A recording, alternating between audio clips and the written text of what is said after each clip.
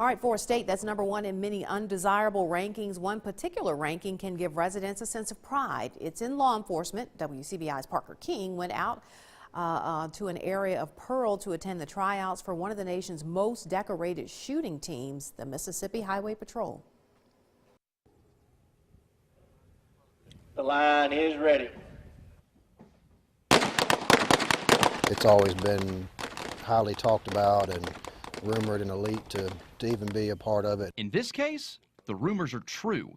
Since its creation in the 1960s, the Mississippi Highway Patrol Pistol Team has made quite a name for itself. For over 50 years, this firing range in Pearl has seen some of the finest marksmen in our nation's law enforcement. One man who's seen the height of the team is retired Lieutenant Colonel Pat Cronin. We used to hold the championships here from about 1969 to 1981, and that's when we really began to put some emphasis on it, and we had some wonderful teams back in that era. After '81, the championship was moved to Jackson and later moved to Albuquerque in 2005. In that time, MHP racked up awards. The team itself has won 10 four-man team national championships over the years. In 1978, Jim O'Kane was the first Mississippi trooper to win the national competition. In 1991, Ken Dunlap won it.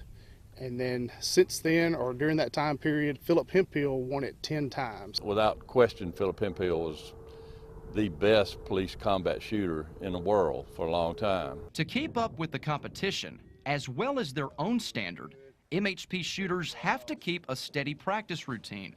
Again, that's 6 shots sitting, 6 shots prone, 6 shots standing left side, left hand barricade, 6 shots standing right side, right hand barricade.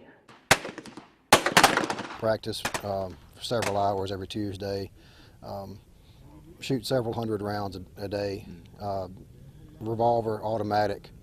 Different types of, about six to seven different types of pistols. It's mostly handguns. We do shoot a shotgun match during the nationals, and occasionally when you go to some regional matches, you may shoot like a patrol rifle match as well. For these teammates, a lot of training is an out-of-pocket expense. These are all personal guns that we compete with, so these guys have had to buy a lot of their own equipment to compete with. Some of the federal agencies have a lot of support, financially, and they're able to go to a lot of matches. But every year, MHP's finest go toe-to-toe with names like the U.S. Border Patrol and the Chicago PD.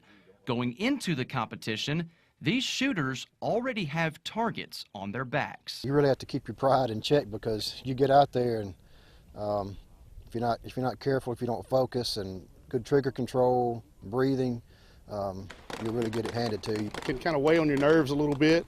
But once you get there and just start practicing a little bit, you kind of calm down, and it's a good feeling. Trophies and plaques are good for shelves in an office, but the image and reputation given to the state in the competitions gives this team a sense of accomplishment. You know what people think of Mississippi and some other places, but we try to dispel anything that's negative and make sure that they understand we're there to compete. We want to beat you, but we also want to fellowship with you, and we want to show that good Southern hospitality. It's just a wonderful feeling to be a part of a team such as this. Some good news for the future of this pistol team. Pat Cronin told us that the city of Albuquerque might be giving up the opportunity to host the national championship, and the NRA is thinking about bringing it back here to our state's capital in Jackson.